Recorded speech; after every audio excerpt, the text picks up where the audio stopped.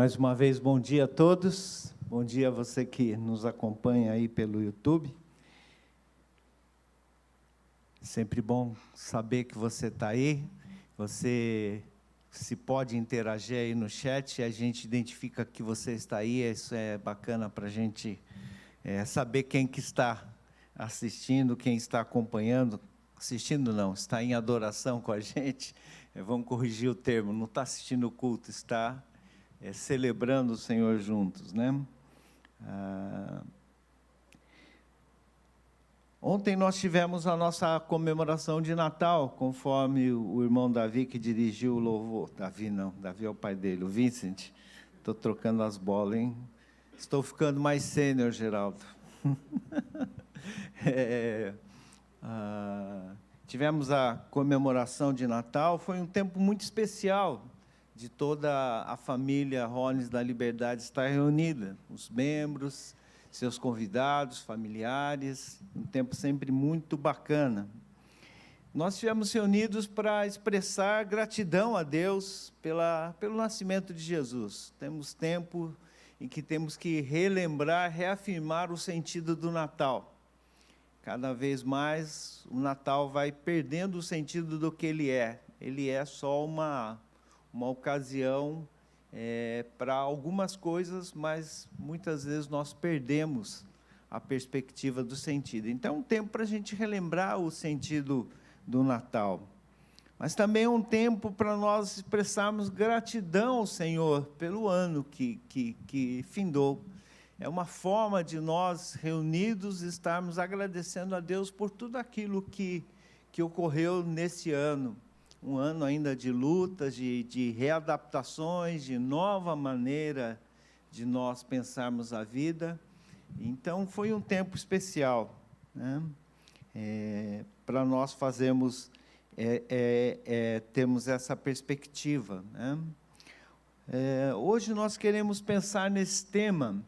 Eu usei essa expressão fechado para balanço, porque eu sou do tempo que antigamente a gente chegava em algum comércio e uma placa, em uma época do ano, escrito fechado para balanço, né? Alguns mercados ainda, algumas lojas fazem isso, um período rápido, mas ainda continuam fazendo. E eu queria usar essa expressão para nós pensarmos em duas direções, né? Nós vamos ter duas mensagens nesse tema. A primeira delas, que é hoje, 18/12, um olhar no ano que passou, e depois, entrando no primeiro domingo de janeiro, dia 1, é o mesmo tema, só que aí eu quero pensar num olhar no ano que inicia. Hoje nós vamos focar um olhar no ano que passou, né? O convite aqui é para você fazer uma autoavaliação, a você pensar. Autoavaliação, autoconfrontação não são coisas muito agradáveis de fazer. Pior é quando alguém faz contra a gente, né? Quando alguém começa a dizer, olha, você, papá, às vezes não é agradável. Mas o exercício de autoavaliação não é um exercício fácil.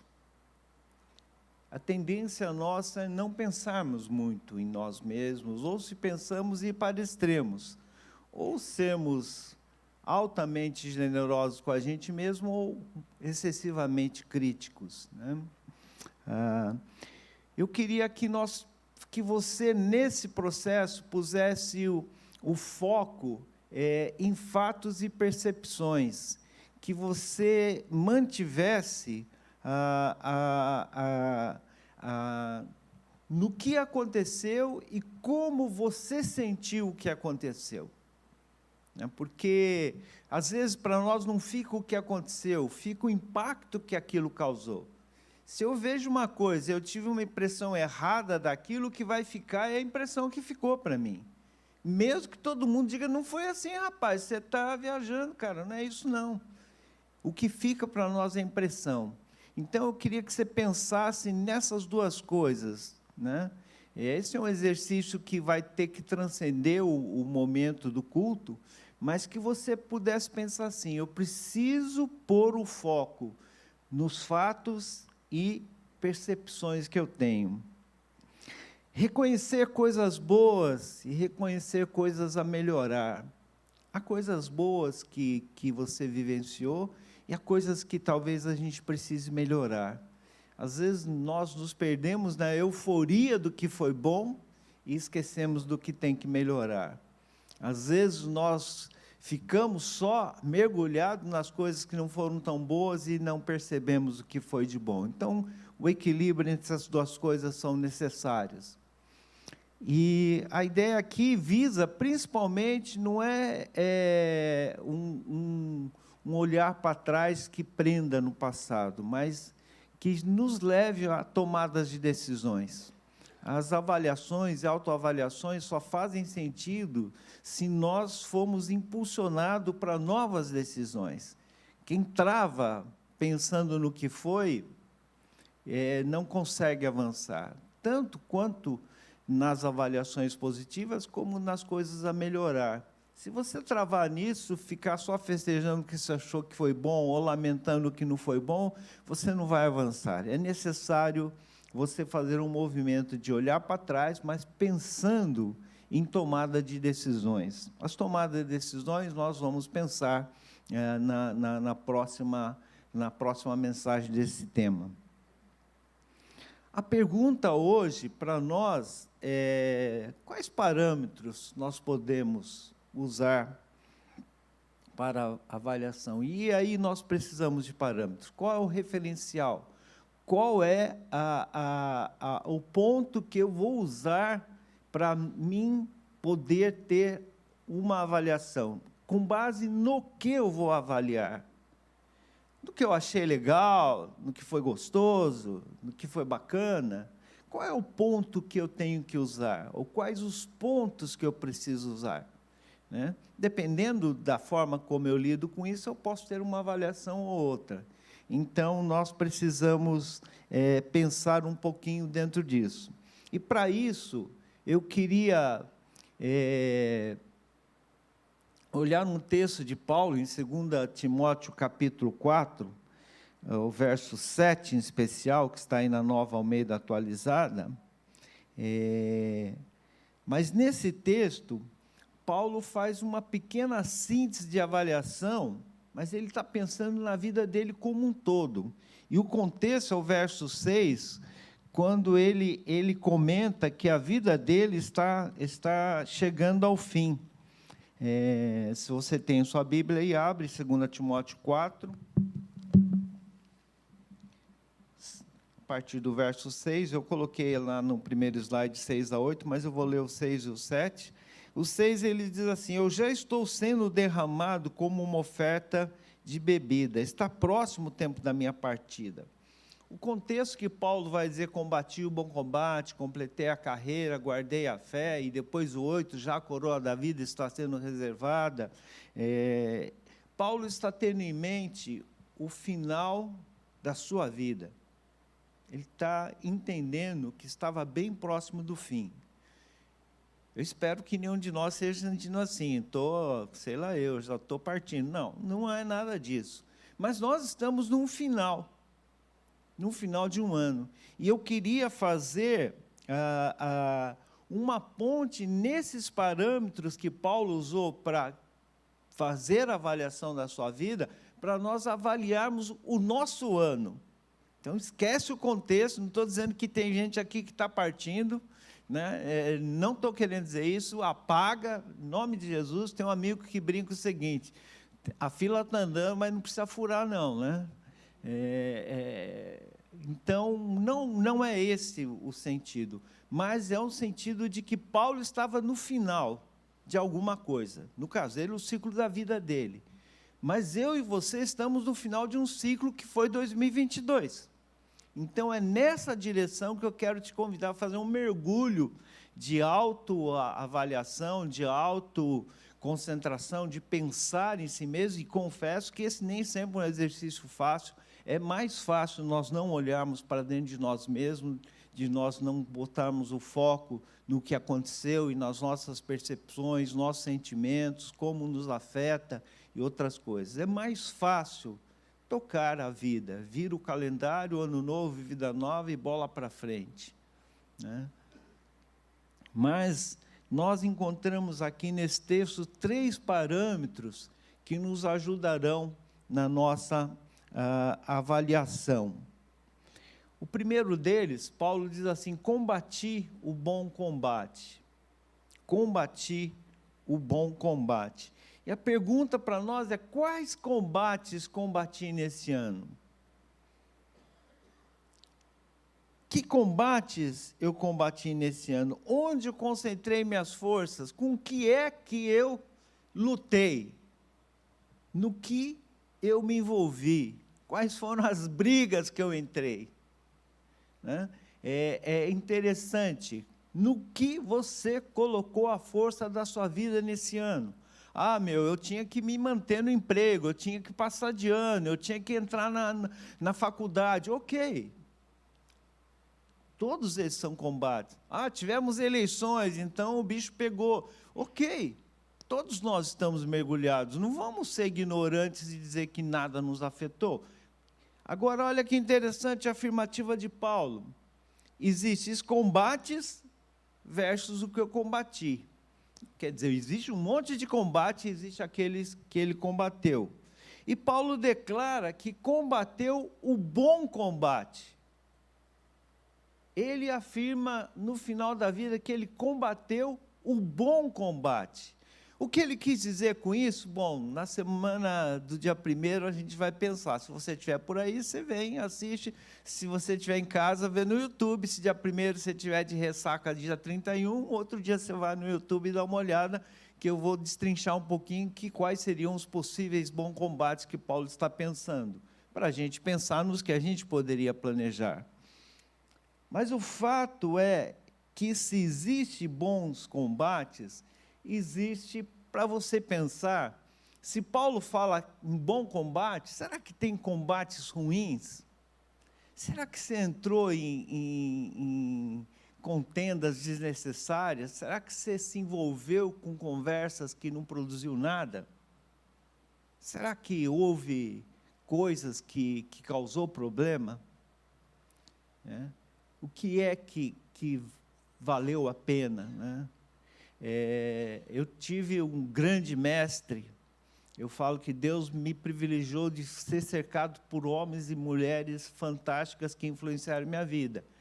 E nessa área de perceber as coisas e saber como lidar, o pai do Serginho, o pastor Inácio, um mestre na arte de poder mediar e de saber conduzir as coisas de forma equilibrada, e saber aonde polemizar e quando não polemizar, onde ser firme e onde ser capaz de compreender o outro e andar 2ª, 3ª, 5ª, 10ª milha.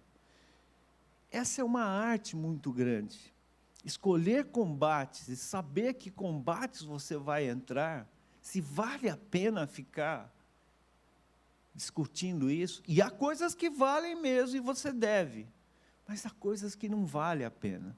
Por isso essa distinção de Paulo: eu combati o bom combate. E eu deduzo, então, tem que ter combate ruim. Se ele diz que combateu o bom combate, é porque existe combate ruim, dedução lógica. O texto não está dizendo isso. E a pergunta para mim e para você, a questão é: avalie os combates que você combateu. Dá uma passada no ano, aonde você botou força na sua vida. Mas como eu vou saber que combate? Como que eu identifico combate, pastor? É só você perceber no que você botou força na sua vida. Estamos aí com vários vestibulandos na igreja. Ontem eu ia andando e ia perguntando, a pergunta chata, né? Como foi aí o vestibular? Saiu a lista, tal, né? Passou, tal. As perguntas chatas de fazer, né? Que não deveria olhar o jornal e ver se está o nome da pessoa. Mas, enfim, tivemos um monte de vestibulandos na igreja. Temos um monte. Isso é um combate. Entrar na universidade faz parte do ciclo da vida. A maioria não vai entrar. Mas é um processo, eu tenho que entrar. É um combate. É um combate bom, claro, eu preciso avançar, eu preciso desejar estar no melhor lugar que eu entendo ser a direção de Deus. Então, esse tipo de coisa, no que eu pus força? Eu projetei que na carreira eu deveria avançar um estágio assim, assim, assado. Ok, não tem problema sobre isso. Mas liste quais combates você se envolveu. Pensa naquilo que você botou a força. E, ao fazer essa avaliação, você precisa trazer diante de Deus e perguntar: Deus, esses foram bons combates? Esses foram os combates que o Senhor realmente quis para a minha vida? Né? Então, é só para você ter um parâmetro para você pensar. No que você se envolveu? Que luta você teve? Aonde você botou força?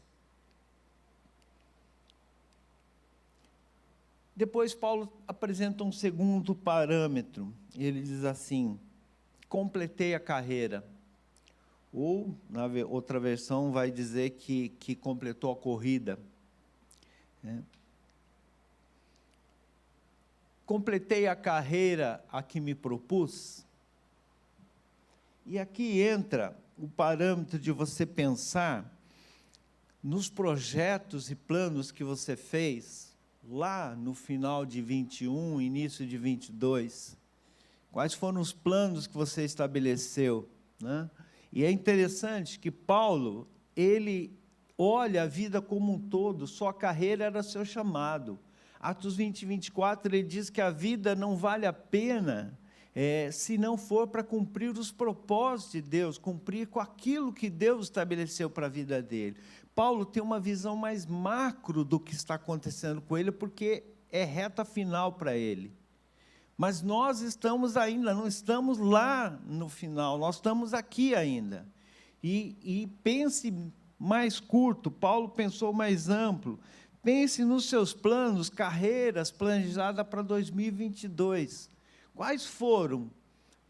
Paulo completou. Ele declara: eu completei a carreira. Paulo tinha consciência: ô cara topetudo, hein, meu irmão? Esse cara é... Mas ele sabia, ele empenhou a vida dele. Ele deu o máximo. Ele entendeu que ele focou a vida dele radicalmente naquilo que Deus estabeleceu para ele. O que ele alcançou? Bom, é só nós lermos o Novo Testamento que nós vamos perceber o que Paulo alcançou. Era um homem escolhido de Deus para uma série de coisas, mas ele tinha um propósito para a vida dele. Pense naquilo que foi. E você? Completou? Faltou? Abandonou? Ou não teve planos para 2022?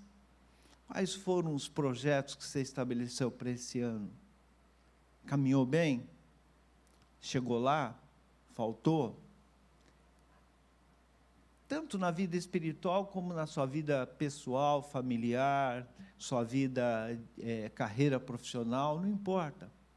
Quais foram os projetos que você estabeleceu? E aqui eu não quero que ninguém fique aí deprê, fale assim: pastor, desculpa, eu empaquei, o carro afundou aqui, eu não saí do lugar. Não é nessa direção. Esse exercício vai te ajudar a perceber que para 2023 você tem que fazer mudanças. Que talvez estratégias que você adotou não funcionou. Que a maneira como você conduziu não foi legal. Então, não pense pessimistamente para se afundar. Sempre pensa, o foco está em tomadas de decisão. Tinha um irmão querido lá de Curitiba que diz assim: retrovisor só serve para olhar para trás. A gente não dirige o carro olhando no retrovisor. Se dirigir o carro olhando no retrovisor, vai bater no que tem para frente. Mas se eu não olhar no retrovisor de vez em quando, eu vou bater em alguma coisa. Então, tem o seu lugar, mas não é o que dirige. Então, foco no que vem pela frente. Dá uma pensada, gasta um tempo. Que planos você teve? Que ações você tomou? Como foi? Caminhei, não caminhei? Consegui, não consegui? É um exercício chato.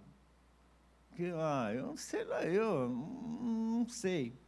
A gestão passada da diretoria da convenção, Hollins, nós tínhamos um quadro de objetivos para 18 a 21. E no final de 21, final do ano passado, nós gastamos uma reunião toda não, mas gastamos um tempo, avaliando todas as ações que nós tomamos, cruzando com esse quadro de objetivos. E aí nós detectamos vários pontos que nós nem tocamos, apesar de termos estabelecido como projeto para a gestão. E outros que nós concentramos bastante.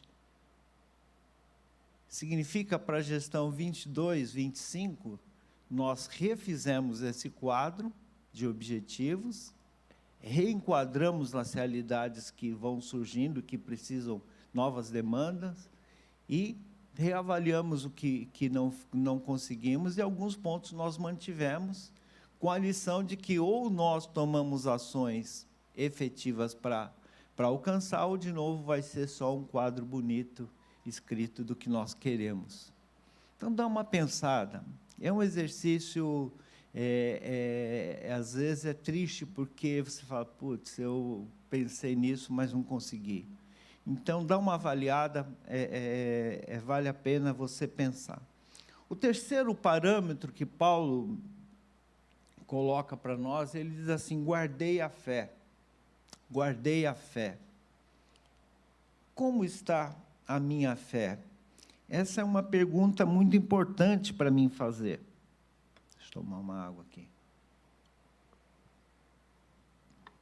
Como está a minha fé? Mas, ao pensar em como está a minha fé, eu preciso responder uma pergunta anterior. De que fé nós estamos falando?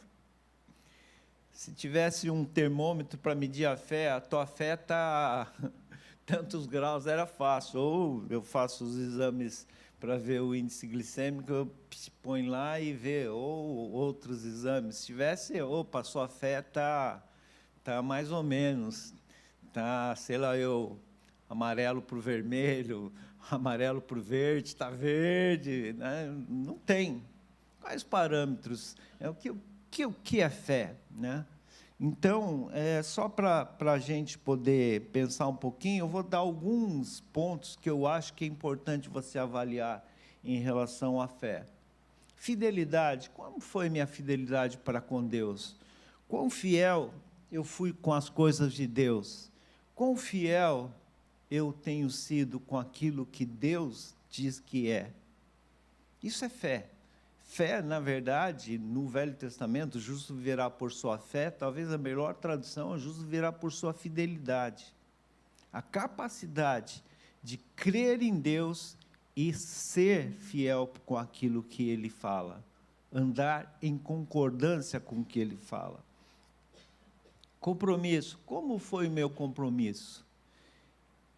Se a minha fé foi guardada, ela está preservada, ela está, então, meu compromisso com Deus, ele permanece. E uma vez eu fiz uma mensagem falando sobre compromisso e comprometimento, né? O meu comprometimento também está presente. Então, eu preciso entender, se eu tenho fé, o nível de compromisso e comprometimento com as coisas de Deus precisa estar alta. Devoção. Quanto eu tenho gasto para me relacionar com Deus? Se a minha fé está em alta, o meu tempo de devoção para com Deus está em alta. Eu tenho alegria em estar falando com Deus, conversando das coisas, trazendo Deus. E devoção, não pense num negócio meio zen, que você vai ficar lá, não é isso. Pense em tudo que tem relação trazer Deus para a sua presença. O seu dia a dia, no trabalho, na rua, onde você estiver, tem a ver com a sua devoção. Trazer Deus para a sua realidade. Deus estar presente no seu dia a dia, na sua prática real. Dê uma pensada em termos de devoção. Minha leitura bíblica, minha oração, isso faz parte. Se o meu quadro de devoção está presente, então, naturalmente, eu vou ter prazer em ler a palavra, vou ter prazer em ter tempo de oração, de meditar, refletir nas coisas de Deus. Confiança. Fé tem um sentido de confiança. Quanto eu conheço Deus, eu sei que Deus está lá. Está caindo o mundo, os problemas estão acontecendo, mas eu sei que Deus está aí, porque eu tenho confiança, né? E o exemplo que muitos autores dão é a criança que você põe num lugar alto e ela pula. O pai ou a mãe está lá embaixo, uma pessoa conhecida está lá embaixo, ela pula. ela não tem dúvida, porque ela tem total confiança. Ela sabe que vai segurar, e às vezes a gente pega assim, meio de esgueio, quase caindo, mas ela não tem problema, porque ela confia. É a capacidade de acreditar que, mesmo que eu não perceba, mesmo que eu não sinta, eu confio de que Deus está lá. E olha que há momentos que é difícil, que as coisas fogem do controle, da minha percepção, da minha razão, e eu preciso entender que, se eu confio, Deus está lá. Não é irracionalidade. Difícil de explicar, mas quando nós temos esse tipo de postura, nós sabemos que Deus está lá. Entrega. O quanto eu fui capaz de me entregar para Deus. E aqui, abrir mão. Ontem o pastor Takashi brilhantemente colocou sobre comunhão, a melhor expressão é sacrifício. E aqui é quanto eu sou capaz de me entregar. Se eu tenho fé, eu sou capaz de me entregar. Eu sou capaz de me doar. Eu sou capaz de ir além. O que parece para algum absurdo, a fé nos leva a tomar esses passos. Pensando nisso, como está a sua fé? Paulo diz que guardou a fé, não é que ele botou dentro do guarda-roupa, não é que ele enterrou e deixou intacto. Guardou a fé no sentido de preservou, manteve ativa, né? Como foi esse ano para você? Uma ocasião eu fui recebi um convite para pregar num encontro de pastores, de uma denominação grande, uma ordem de pastores de uma denominação muito grande. Fui desafiado a pregar. Eu tomei um susto que tinham pregadores assim muito renomados, e me deram lá um tema, porque é uma área que eu gosto, que é relacionada com a pregação, e eu reparti, né, fiz um mergulho sobre a questão da paixão no ministério pastoral. E 30 e poucos anos naquela ocasião, acho que era menos de ministério, eu disse, qual a diferença de hoje, quando eu comecei? A primeira vez que eu subi num púlpito, eu tive sessão de diarreia um tempão antes, lá em Prudente, mas acho que estava lá em Prudente. Tinha ido jantar na casa dos pais dele, um pastor de outra cidade faleceu, e o pastor da igreja me ligou lá na casa dos pais dele e falou assim, eu estou indo para Curitiba, o culto começa daqui X horas, você prega. Voltei para casa, lá na igreja, meu amigo, preparei o sermão no trono. Tremendo. O que eu vou falar? Estudante, primeiro sermão da vida. Qual a diferença com chegar hoje, alguém fala assim, você vai pregar daqui 5 minutos? É experiência. Não treme, não dá mais dor de barriga. Mas eu comentei com as pessoas, perdi talvez a paixão, ou o risco de perder a paixão, de perder aquele negócio que bate forte dentro de você, e você passa a querer dominar racionalmente. Quando nós vivemos essa relação com Deus de fé, nós vivemos essa intensidade de paixão, de relação intensa com Deus. E esse é o desafio que nós temos, eu particularmente no ministério. Concluindo, queridos, fecha para balanço e faz um olhar no ano que passou. Como você se avalia? Combateu bons combates? Quais foram os combates que você combateu? E eu vou te convidar depois a você pegar isso, se quiser eu mando lá no grupo da igreja o PDF disso aqui para você ver as perguntas, ou se não entra no YouTube, você pode copiar depois. Mas para e pensa, pega um pedaço de papel e comece a escrever. Faça esse exercício. Completou carreiras? E antes dessa pergunta vem a anterior. Quais foram as carreiras que eu planejei para esse ano?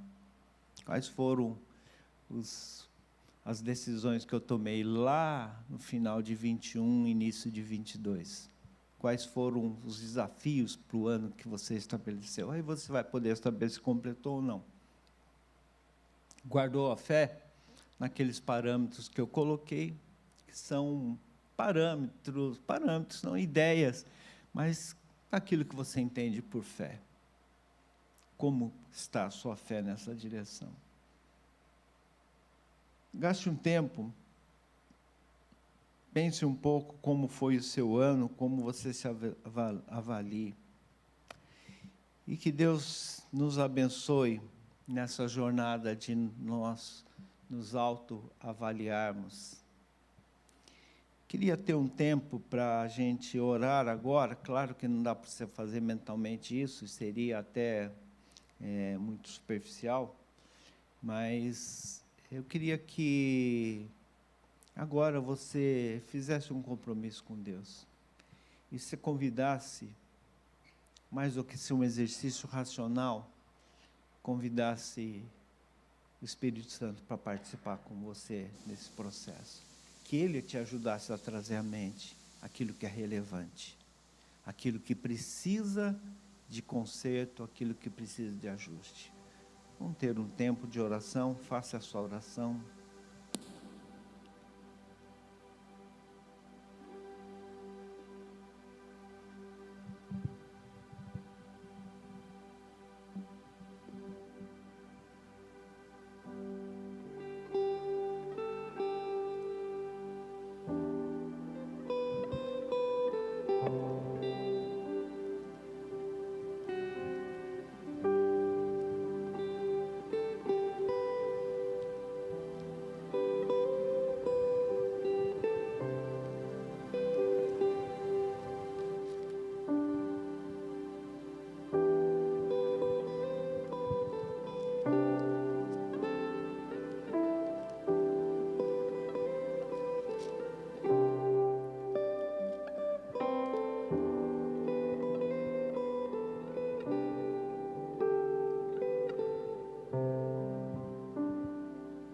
Sonda, meu Deus, conhece o meu coração, prova-me e conhece as minhas inquietações.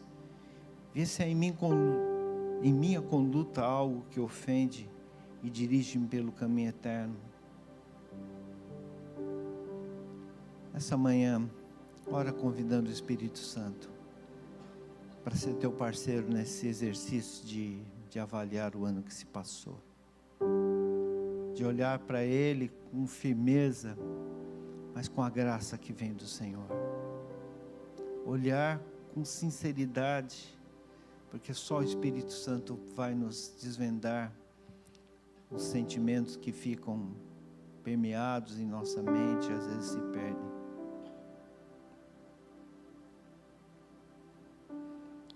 Pai, nós consagramos a Ti com muita gratidão o ano que se foi. Um ano de lutas, um ano de bênção, um ano em que nós vencemos, mas tivemos coisas que precisamos vencer, melhorar. Ajuda-nos a ser totalmente honestos em pensar o que foi, para depois ser totalmente abertos para o que o Espírito Santo dirige para aquilo que deve ser, Pai. Nós agradecemos de coração, entregamos nas Tuas mãos, pedindo que o Senhor nos ajude nessa caminhada, Pai. No nome de Jesus. Amém. Deus abençoe, Serginho.